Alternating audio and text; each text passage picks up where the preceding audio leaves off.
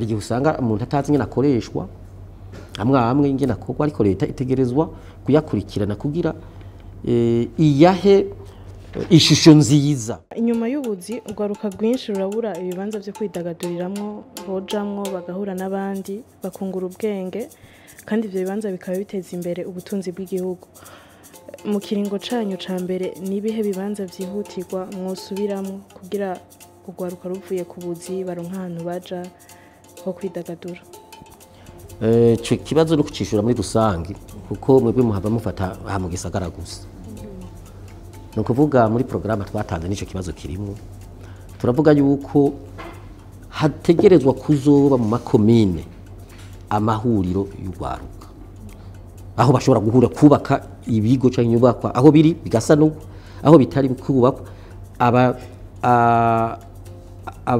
urwaruka rukashobora kuza rurahurira. Twe twanditse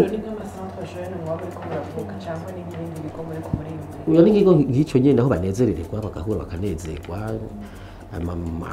bakanezererwa bije bitari wazire mu ntuze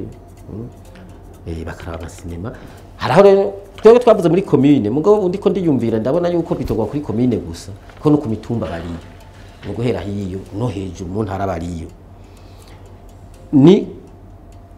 izo zibaje ayo masantre jeune nayo nyine kuyakomeza kuko nk'ubu hari igihe usanga umuntu atazi ingene akoreshwa amwe ingene akorwa ariko leta itegerezwa kuyakurikirana kugira iyahe ishusho nziza iyahe agaciro iyahe muri bya bindi navuga bya mafaranga twavuga ya 20% nayo gukora ivyo nyene ivyo byose navyo nyene biri muri ya migambi yo gwaruka mu ntuze